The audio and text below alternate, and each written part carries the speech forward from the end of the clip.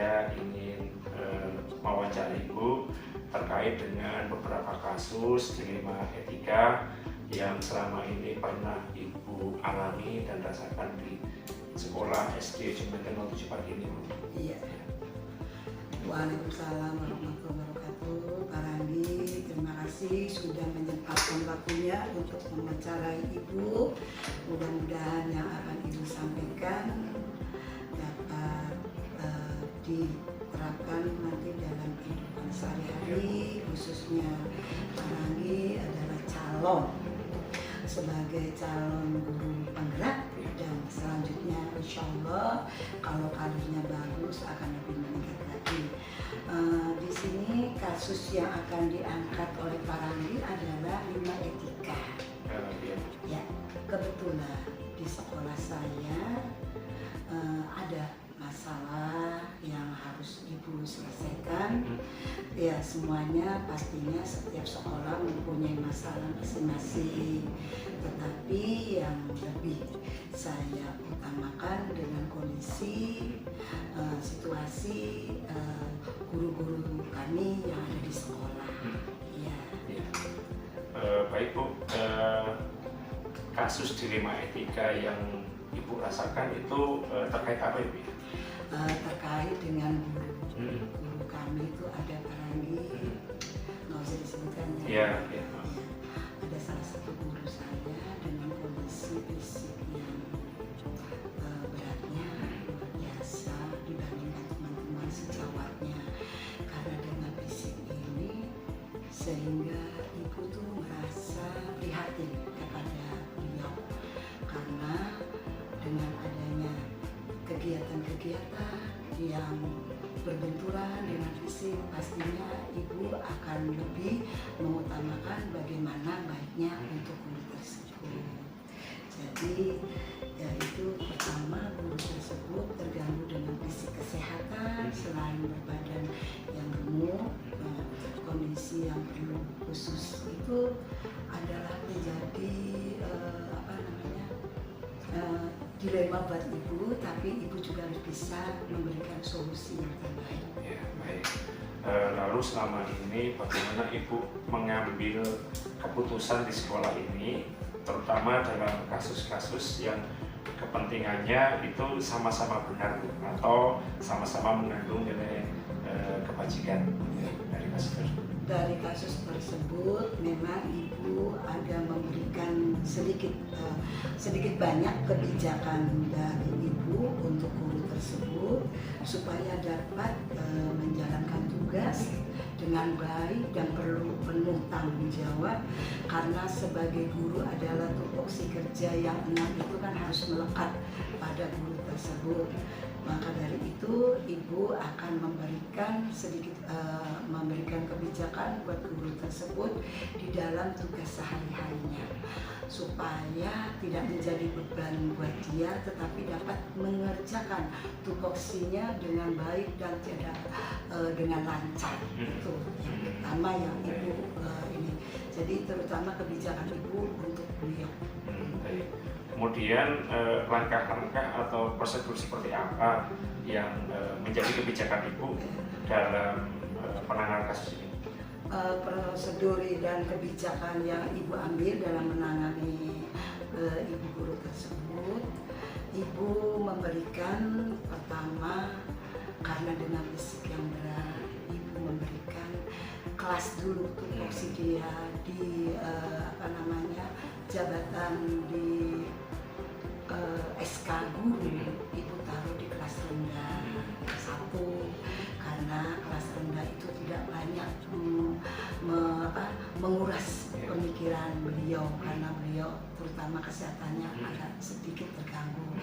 Kedua, Ibu memberikan tempat untuk dia mengajar itu di lantai bawah. Ibu upayakan supaya kegiatan KBN dapat berjalan dengan baik dan lancar, tidak kendala juga buat Ibu tersebut, tetap enjoy walaupun ada sedikit kekurangan dalam dirinya. Itu. Baik. Kemudian hal-hal apa saja nih yang menurut Ibu selama ini dianggap efektif terhadap pengambilan keputusan tersebut? Ya, Ibu ambil keputusan ini dianggap efektif karena dengan kondisi dan situasi seperti ini, Ibu juga pastinya kepada guru-guru, teman-teman sejawat, beliau memberikan pengertian agar dia mengerti kondisi keadaan Ibu tersebut. Jangan sampai ada gap antara guru dengan guru tersebut, jadi supaya kekeluargaan tetap berjalan dengan baik, tugas berjalan dengan baik, dan sebagai tanggung jawab wali kelas itu penuh tanggung jawab terhadap nanti ke orang tua.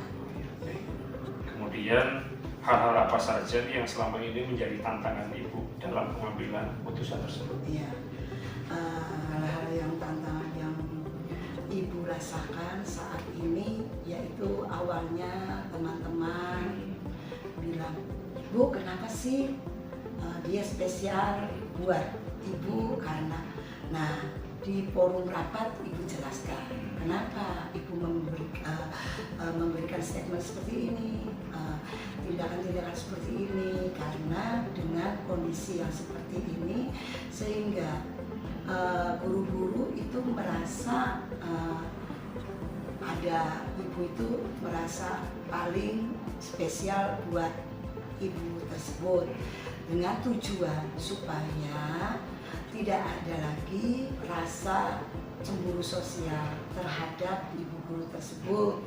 Jadi Ibu itu langkahnya memberikan informasi-informasi kepada teman supaya tetap silaturahmi, menjaga keluarga. Baik Bu, saya lanjutkan Bu. Iya. Apakah ada Bu jadwal tertentu dalam penyelesaian kasus ini Bu? Apakah atau Ibu langsung menyelesaikan nih di tempat atau memiliki jadwal yang sudah Ibu istilahnya buat tata kalanya seperti itu? Iya, kalau untuk menjadwalkan tidak, Ibu tidak menjadwalkan secara khusus. Ibu hanya memberikan sifatnya kekeluargaan. Ibu panggil guru tersebut empat mata di ruangan Ibu supaya situasi kondisi kondusif, supaya guru-guru yang lain juga lebih menghargai mereka, tidak mencemoohkan. Karena dengan adanya situasi seperti ini, pastinya Ibu juga harus memahami seperti apa sih yang dirasakan oleh Ibu tersebut. Jadi kita harus punya rasa empati yang lebih kuat. Iya, mungkin itu. Kemudian adakah seseorang atau faktor-faktor apa yang selama ini mempermudah atau membantu Ibu dalam pengambilan keputusan tersebut? Ya, faktor-faktor yang selama ini untuk mengambil keputusan tersebut, Ibu dibantu oleh, Ibu kan punya pakai, pakai kepala sekolah yang super hebat istilahnya karena dia senior dari saya. Kemudian mereka mempunyai stipen-stipen, gagasan-gagasan yang luar biasa. Ibu dapat masukan-masukan dari beliau, dan Ibu bisa juga dari teman-teman sejawat Ibu ketika Ibu sedang sharing, banyak teman yang membantu bagaimana solusi yang terbaik untuk mengatasi masalah ini apalagi. Ya, baik. Pertanyaan terakhir Bu, dari semua hal yang sudah disampaikan, nah pembelajaran apa yang bisa Ibu petik atau dapatkan dalam kasus tersebut? Ya. Yang dapat Ibu petik dari kasus tersebut yang diangkat oleh Pak Ranggi ini, Ibu dapat